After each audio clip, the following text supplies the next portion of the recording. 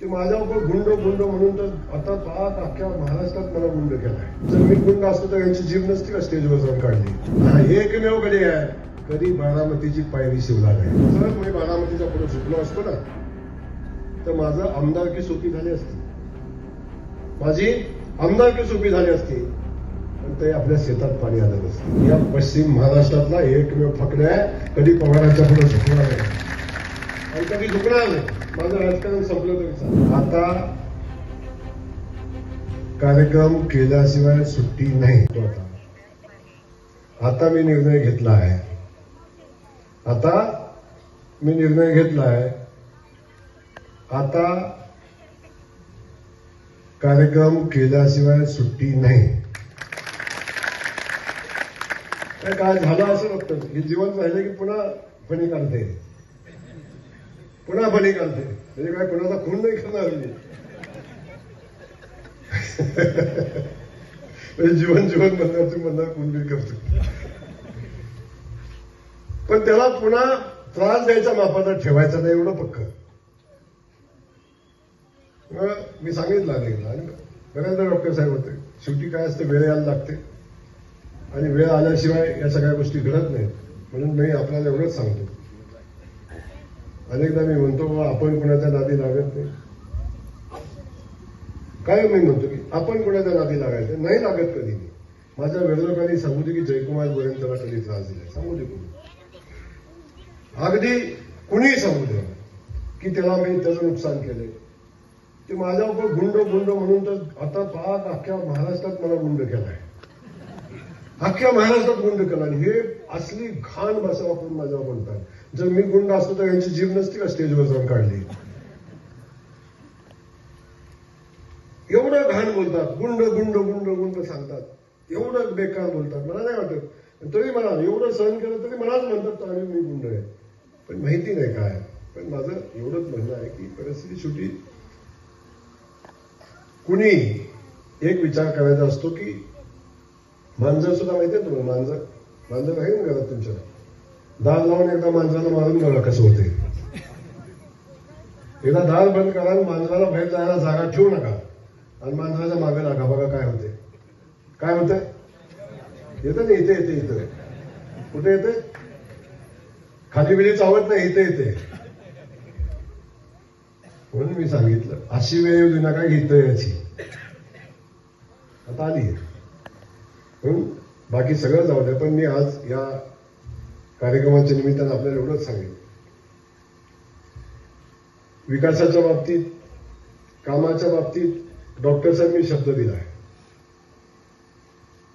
3.5 वर्षात माझ्या मतदारसंघातली 2 गावं सोडलं तर एकही गाव असं राहणार नाही जिथं पाणी पोचलं नाही. माझा शब्द आहे.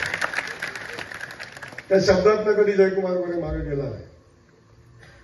दादा बोलता बोलता सांगितलं, कोळकवाली चिंता करता तिकडे कसं होणार आहे, भांडवली चिंता करता आमचं होणार आहे का नाही, तेल दरावाला म्हणतोय आमचं जमणार आहे का नाही, पांढरवाडीवाला म्हणतोय आमचं कसं होणार आहे. काही नाही. 3.5 वर्षाच्या आत यातल्या प्रत्येक गावाला जयकुमार गोरे पाणी देणार. लक्षात ठेवा, प्रत्येक गावाला जो शब्द दिलाय त्या शब्दातनं कधी मागा घेणार नाही, कधी येणार. आणि माझा जन्मच मुळात यासाठी झालाय. आणि माझ्या आयुष्याचं सर्वोच्च स्थान, ज्या स्थानाची मी अपेक्षा केली होती ना डॉक्टर साहेब, परमेश्वरानं मला दिलंय. आता मी चिंता करत नाही कशाची, आता सेवा करायची वेळ आलेली आहे. आता जी संधी आपल्याला मिळाली त्या संधीतनं लोकांची सेवा करायची वेळ आलेली आहे. आतापर्यंत मतदारसंघाची सेवा केली, आता राज्याची सेवा करायची वेळ आलेली आहे. मी धन्यवाद देईन माझ्या भारतीय जनता पक्षाला की ज्या पक्षानं माझ्यासारख्या सामान्य कुटुंबातल्या युवकांना संधी दिली. धन्यवाद देईन त्या माझ्या नेतृत्वाला, आदरणीय देवेंद्र फडणवीस साहेबांना, की त्यांनी मला त्या राज्याचा मंत्री म्हणून काम करण्याची संधी दिली. नाही तर कोण हो, कारखान्याचा चेअरमन बघतात, खासदार आमदाराचा पोरगा बघतात. ही संधी दुसरीकडे मिळू शकत नाही, भारतीय जनता पक्षात मिळू शकते. तर ही संधी आपल्याला मिळालेली आहे. आता आपण बघतो ग्रामविकास खात्याच्या माध्यमातून आपण बघतो, आता असं एक काम नाही की जे ग्रामविकास खात्यातनं होत नाही. एक काम नाही असं, रस्ता ग्रामविकास खात्यातनंच होतो, मंदिराचं काम ग्रामविकास खात्यातनं होतं, ग्रामपंचायतीचं काम ग्रामविकास खात्यातनं होतं, महिला बचत गटाचं काम ग्रामविकास खात्यातनंच होतं. की ज्या लोकांच्यावर माझ्या मान खटावच्या मातीनं जिल्ह्यानं प्रचंड प्रेम केलं अशा बारामतीच्या लोकांना सगळ्यात पहिली कळ लागली आणि जरा वाईट वाटायला लागलं की हा असं काय करतो, हा सामान्य कुटुंबातला आहे, साधा माणूस आहे, रेशनिंग दुकानदाराचा पोरगा आहे, हे कसं काय आमदार होऊ शकतो. आमदार झालो हे 10 वर्ष मान्यच केलं नाही त्यांनी. 10 वर्ष गेली आमदार झाला, आता आमदार झालो मान्य झालं, आता मंत्री कसा झाला हे मान्य नाही होत आहे अजून पण नाही. पण यांना माहिती आहे डॉक्टर साहेब आज तागायत सगळ्या नेत्यांनी त्यांच्यावर तडजोड केली असेल, पण या पश्चिम महाराष्ट्रातला एकमेव फकड्या आहे कधी पवारांच्या पुढे झुकणार नाही आणि कधी झुकणार नाही. माझं राजकारण संपलं तरी चालेल, कधी झुकलो नाही त्या बारामतीच्या पुढे. जर मी बारामतीच्या पुढे झुकलो असतो ना तर माझं आमदारकी सोपी झाली असती, माझी आमदारकी सोपी झाली असती, पण ते आपल्या शेतात पाणी आलं नसतं, आपल्या शेतात पाणी आलं नसतं. जर मी त्यांची गुलामगिरी स्वीकारली असती तर माझ्या मानखटावच्या मातीत पाणी आलं नसतं.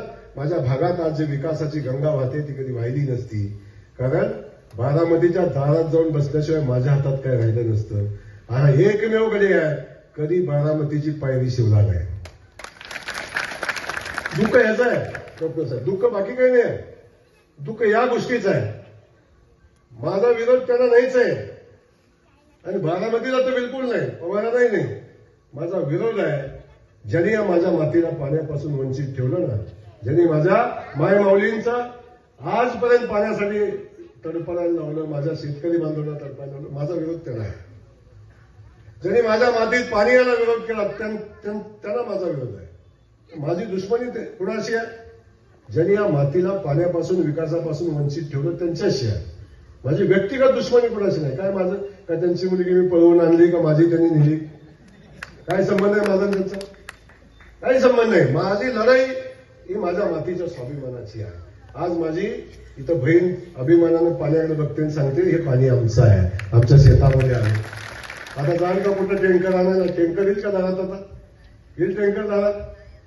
आज माझ्या मायमाऊलीच्या चेहऱ्यावर जो आनंद आहे ना, आणि हा आनंद कमवण्यासाठी जयकुमार गोरेनं संघर्ष केलाय, अनेकदा जेलमध्ये गेलाय, पण माझ्या मायमाऊलीचं दुःख हलकं करण्यासाठी गेलाय, बाकी कुठलं काम नव्हतं माझं. मी व्यक्तिगत कामासाठी काही कुणाकडे गेलो नाही. माझ्या व्यक्तिगत कामासाठी माझा संघर्ष झाला नाही.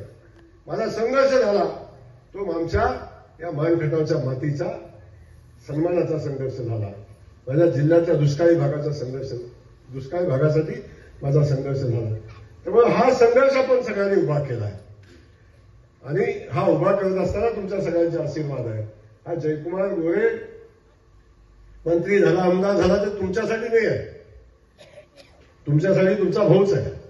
मी कायम सांगत आलो की मंत्रीपद भाऊ खूप अशाश्वत असते. वाटलं का नाही तुम्हाला तुमच्या भाऊचं मंत्रीपद जातं का नाही? आली का नाही शंका तुम्हाला? आली का नाही? सगळ्या बसलेल्या माणसाला शंका आली का नाही? सांगा, आली का? हे जाईल राहील हा विषय भाऊ वेगळा आहे, पण ज्या भाऊच्या मागे जी भाऊ पदवी लागली ते कोण काढू शकतं का?